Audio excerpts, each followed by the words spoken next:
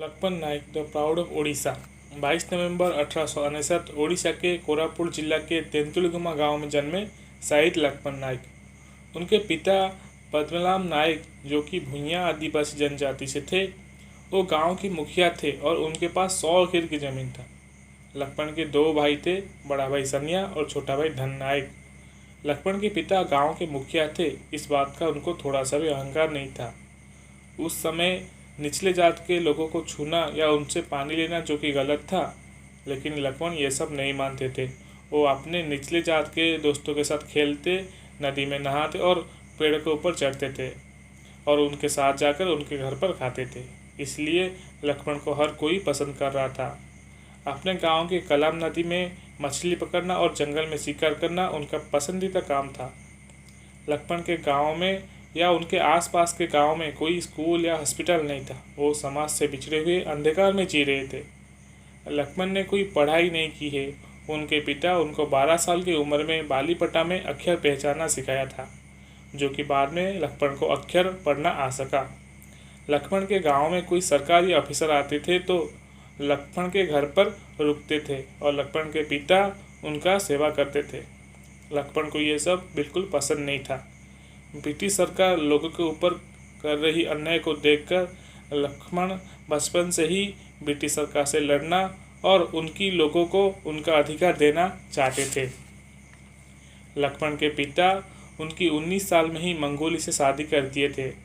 लक्ष्मण के एक बेटा था रघुनाथ और एक बेटी थी कौशल्या। उस समय पर ब्रिटिश सरकार लोगों के ऊपर बहुत ज़्यादा अन्याय और टिकस बढ़ाने लगे थे। तब पूरे भारत में विद्रोह शुरू होने लगा था।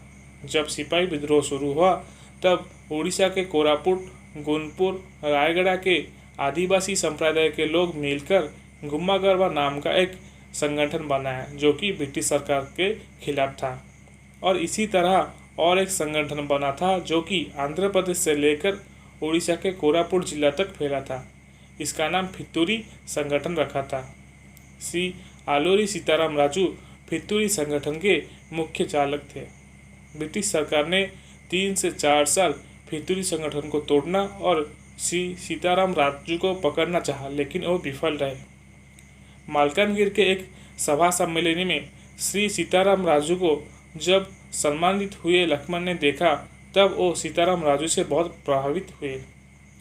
सीताराम राजू जब गांव-गांव जाकर लोगों को स्वाधीनता के बारे में समझाते थे, तब लक्ष्मण उनके साथ जाकर उनको देखते, सुनते और समझते और धीरे धीरे वो सीताराम राजू से दोस्ती कर लिए। लक्ष्मण ने सीताराम राजू से बंदूक चलाना और अन्य अस्त्र शस्त्र चलाना सीखे। 1930 में पद्मनाभ नायक ने गांव के मुखिया के पद से हटकर अपने बेटे लक्ष्मण को गांव की मुखिया के पद पर बैठाए। 1936 में उड़ीसा एक स्वतंत्र स्वराष्ट्र बना, तब लॉर्ड सार्जन ने पहले उड़ीसा के कार्यभार को संभाला। लॉर्ड सार्जन ने उड़ीसा के लोगों को भलाई छोड़कर लोगों के ऊपर और के अत्याचार करके टिकस बढ़ाने लगे। ये सब देखकर लक्ष्मण बहुत निराश रहने लगे, क्योंकि वो गांव की मुखिया थे और अपने लोगों के ऊपर हो रही अन्याय को देखकर वो कुछ नहीं कर पा रहे थे। कुछ समय के बाद लक्ष्मण और उनके दोस्त नीलकंठ पात्र ने मिलकर उस समय के जिला कांग्रेस प्रमुख विश्वास राव से मिलकर इस अन्याय के बारे में बताए। ये बात समाज में प्रकाशित होकर पूरे राज्य में हलचल मचा दिया। ब्रिटिश सरकार के आदेश पर जांच कमेटी बैठाया गया और सत्य प्रमाणित होकर जिन लोगों को नुकसान हुआ था उनका भरपाई दिया गया। ये थी लक्ष्मण की जीवन में पहली बड़ी कामयाबी। इसके बाद वो कांग्रेस से जुड़कर कांग्रेस के कमेटी मेंबर बने। नुआपुर तालीम केंद्र से लिखना, पढ़ना, राजनीति और कृषि कार्य को कैसे बेहतर किया जाए उसकी तालीम लेने लगे। गांधी जी की मार्ग पर लक्ष्मण अनुप्राणित थे। त्याग और अहिंसा से ब्रिटिश सरकार से लड़ते थे। लक्ष्मण हर दिन 40 से 50 किलोमीटर चलकर स्वाधीनता के लिए प्रचार करते थे। प्रचार करने के समय पर वो अपने हाथ पर तिरंगा लेकर चलते थे। स्वाधीनता के प्रचार के साथ साथ वो लोगों की परेशानियां सुनते और उसकी समाधान करते थे। लक्ष्मण ब्रिटिश सरकार के खिलाफ प्रचार करते ब्रिटिश सरकार को कोई टिकस या उनकी कोई अन्याय ना सहने के लिए लोगों को समझाते थे।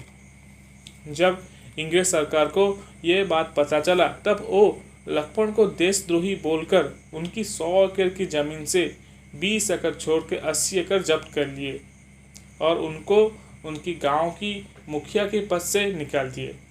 ये सब होने के बाद भी वो पीछे नहीं हटे, अपनी लड़ाई जारी रखे।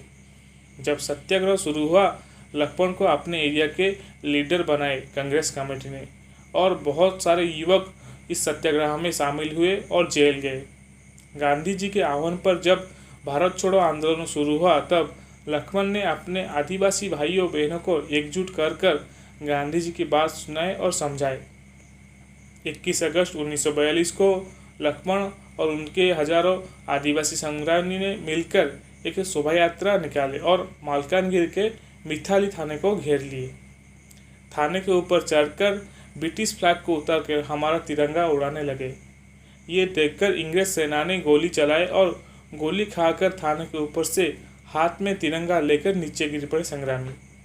फिर भी लक्ष्मण ने अहिंसा के मार्ग पर रहकर ब्रिटिश सरकार से प्रतिवाद करे, लेकिन इंग्रेज सेना ने और ज़्यादा गुस्से में आके आंखें मूंझकर गोलियां चलाने लगे।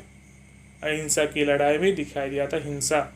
इसमें 40 देशभक्त शहीद हुए और 200 से ज़्यादा जख्मी हुए।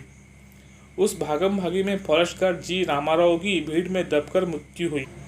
इसके लिए लक्ष्मण नायक को दोषी मानकर उनके ऊपर हत्या की केस फाइल करे इंग्रेज सेना ने और 1943 मार्च 29 को ब्रह्मपुर के जेल में लक्ष्मण को फांसी दिया गया। ये थी लक्ष्मण नायक की कहानी।